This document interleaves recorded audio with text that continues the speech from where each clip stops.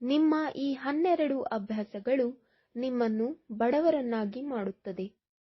ಇಂದಿನಿಂದಲೇ ಅವುಗಳಿಂದ ದೂರವಿರಿ. ಮನೆಯ ಹಿರಿಯರು ಕೆಲವು ಅಭ್ಯಾಸಗಳ ಬಗ್ಗೆ ಆಗಾಗ್ಗೆ ಅಡ್ಡಿಪಡಿಸುತ್ತಾರೆ.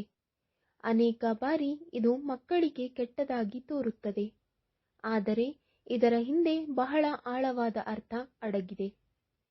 ಜ್ಯೋತಿಷ್ಯ ಮತ್ತು ವಾಸ್ತುಶಾಸ್ತ್ರದ ಪ್ರಕಾರ ಕೆಲವು ಅಭ್ಯಾಸಗಳು ಮನೆಯಲ್ಲಿ ನಕಾರಾತ್ಮಕತೆ ಮತ್ತು ಬಡತನವನ್ನು ತರುತ್ತವೆ. ಅಂತಹ ಕೆಲವು ಅಭ್ಯಾಸಗಳ ಬಗ್ಗೆ ಇಂದು ನಾವು ನಿಮಗೆ ಹೇಳಲಿದ್ದೇವೆ.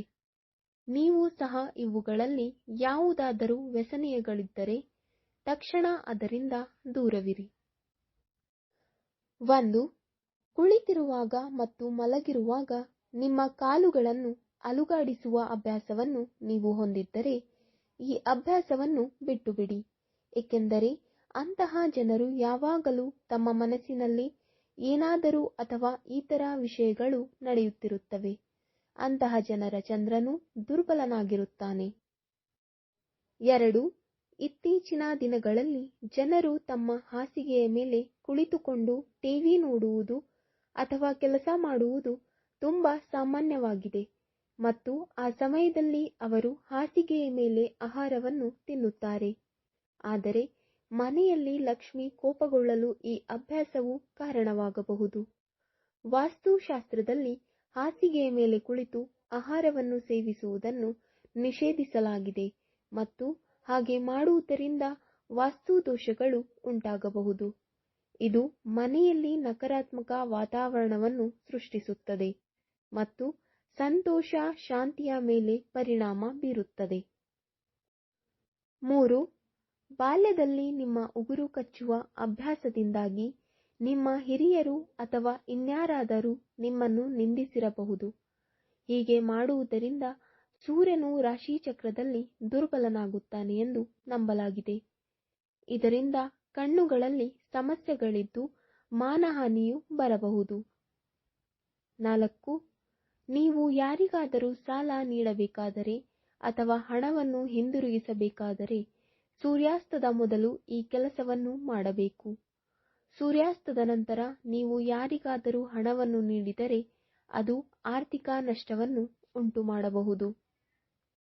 5.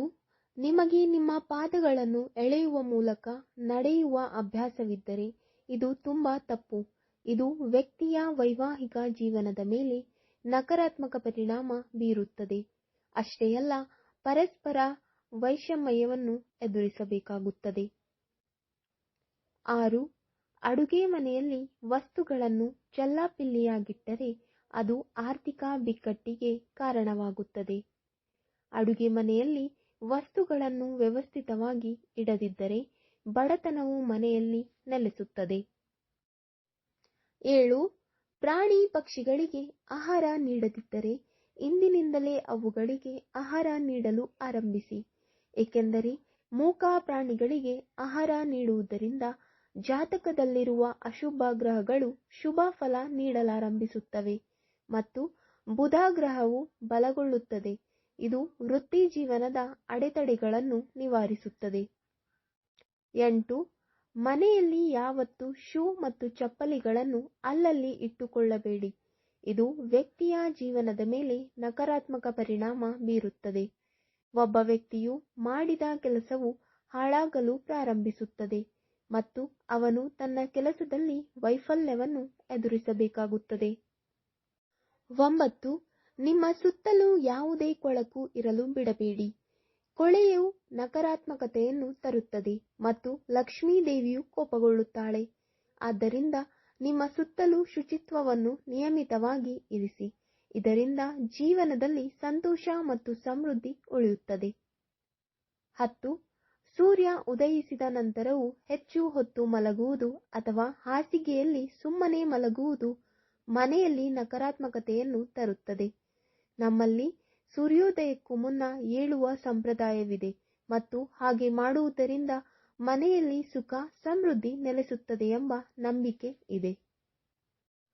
11. ರಾತ್ರಿಯಲ್ಲಿ ನಿಮ್ಮ ಅಡುಗೆ ಮನೆ ಎಂದಿಗೂ ಕೊಳಕು ಬಿಡಬೇಡಿ.